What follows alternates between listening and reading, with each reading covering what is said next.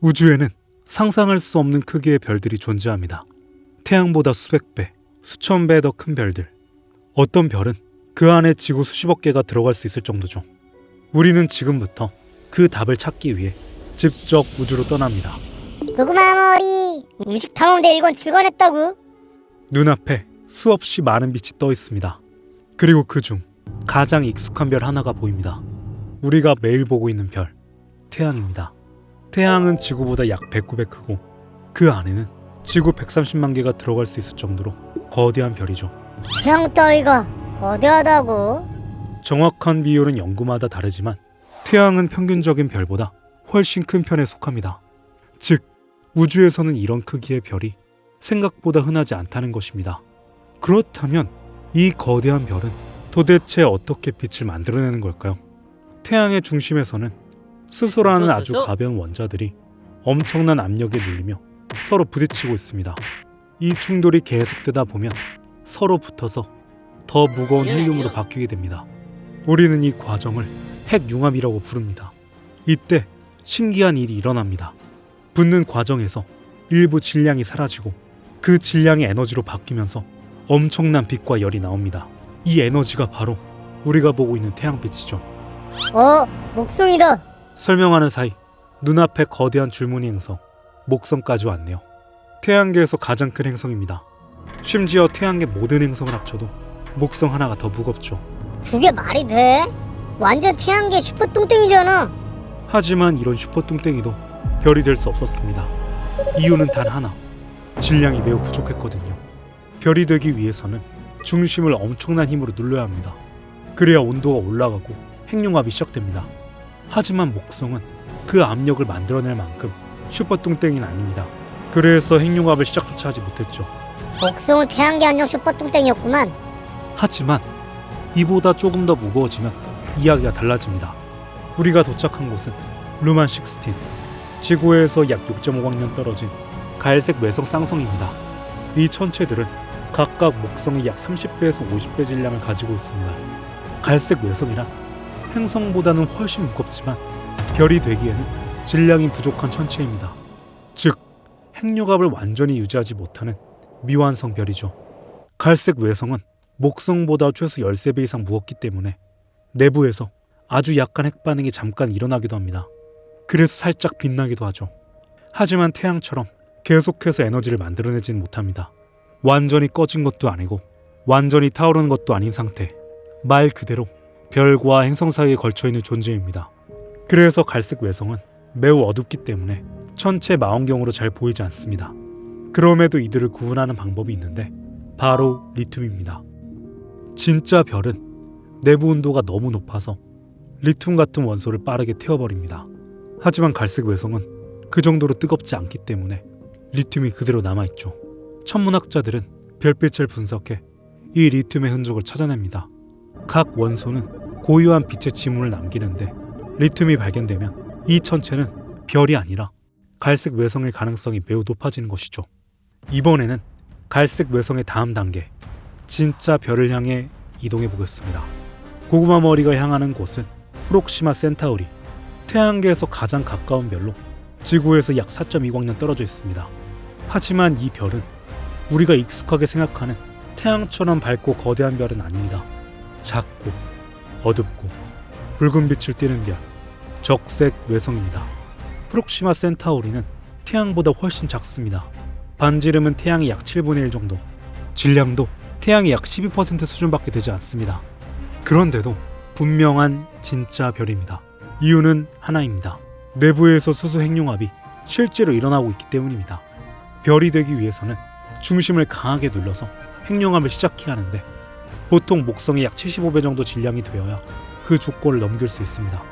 프록시마 센타우리는 목성의 약 120배 정도 질량을 가지고 있기 때문에 비록 작고 어두워도 확실한 별입니다.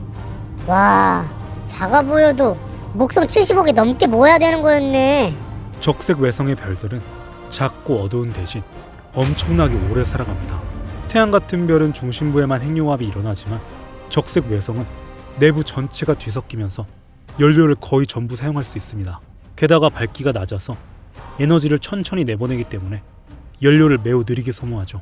그래서 적색 외성은 이론적으로는 약 10조 년 이상 살아갈 수 있습니다. 참고로 우주의 나이는 약 138억 년으로 추측되고 있습니다. 즉, 이런 별들은 우주가 탄생한 뒤 지금까지도 아직 한 번도 죽어본 적이 없는 존재들입니다. 그러면 수많은 적색 외성은 우주 고인물이란 소리잖아. 흥미로운 점은 이렇게 작은 적색 외성 주변에서도 지구와 비슷한 크기 행성이 실제로 발견되고 있다는 것입니다. 헐, 거기에 생명체가 사는 거야? 실제로 프록시마 센타우리 주변에도 프록시마 B라는 지구형 행성이 존재합니다. 이 행성은 물이 존재할 가능성이 있는 거리, 즉 골디락스 존에 놓여 있는 것으로 추정됩니다. 하지만 문제가 있습니다. 적색 외성은 생각보다 성격이 거칩니다. 내부 전체가 뒤섞이며 강한 자기장을 만들고 그 자기장이 뒤틀렸다가 한 번에 풀리면서 엄청난 에너지를 뿜어냅니다. 이것이 바로 플레어 폭발입니다. 태양보다 훨씬 작은 별인 적색 외성은 태양보다 훨씬 작은 별인데도 때로는 훨씬 더 강력한 폭발을 일으키기도 하죠. 그래서 실제 적색 외성 근처에 생명체가 안정적으로 존재할 수 있을지는 불투명합니다. 적색 외성은 작아서 골디락스 존도 엄청 안에서 형성될 거 아니야. 그런데 플레어가 태양보다 세다?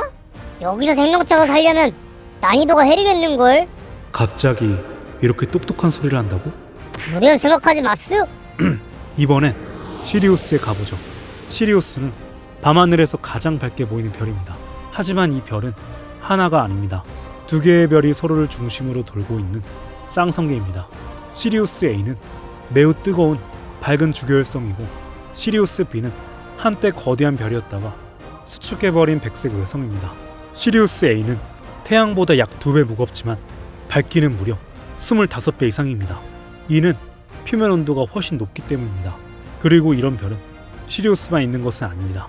밤하늘에서 밝게 보이는 별들, 프로키온, 베가, 알타이르, 이들 역시 태양보다 크고 뜨거운 별들이죠. 대부분 태양의 2배에서 3배 정도 크기를 가진 주계열성입니다. 참고로 우리 태양 역시 이들과 같은 주계열성입니다. 주계열성은 지금 이 순간에도 중심에서 수소를 태우며 안정적으로 에너지를 만들어내고 있는 상태입니다. 주계열성은 별의 크기나 등급이 아니라 현재 핵융합을 하고 있는 상태를 의미합니다. 그래서 앞에서 봤던 적색 외성 역시 작지만 같은 주계열성에 속하는 별입니다. 단지 크기와 온도가 다른 작은 주계열성이라고 보면 됩니다. 즉, 우리가 흔히 밤하늘에서 밝게 보는 별들과 태양, 그리고 적색 외성까지 모두 같은 단계에 있는 주계열성 별들입니다. 그렇다면 이제 별의 다음 단계로 가보겠습니다. 고구마 머리는 더 뜨겁고 밝은 별들을 지나 점점 거대한 별을 향해 이동합니다. 그리고 마침내 시야를 가득 채우는 붉은 별 하나가 나타납니다. 베텔게우스입니다. 이 별은 태양과는 완전히 다른 상태에 있습니다.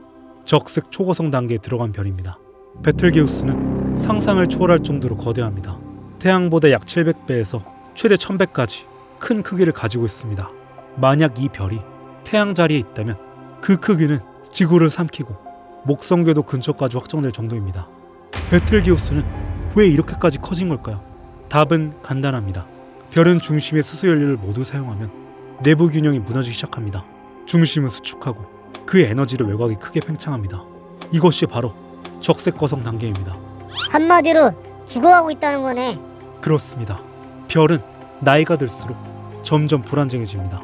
베텔게우스는 이미 수명이 거의 끝에 다다른 상태이며 언제 초신성 폭발을 일으켜도 이상하지 않습니다. 지구에서 약 600광년 떨어져 있지만 만약 폭발한다면 낮에도 보일 정도로 밝아질 수 있습니다. 그런데 여기서 한 가지 흥미로운 점이 있습니다. 이렇게 거대한 별일수록 오히려 내부는 매우 희박하다는 겁니다. 에?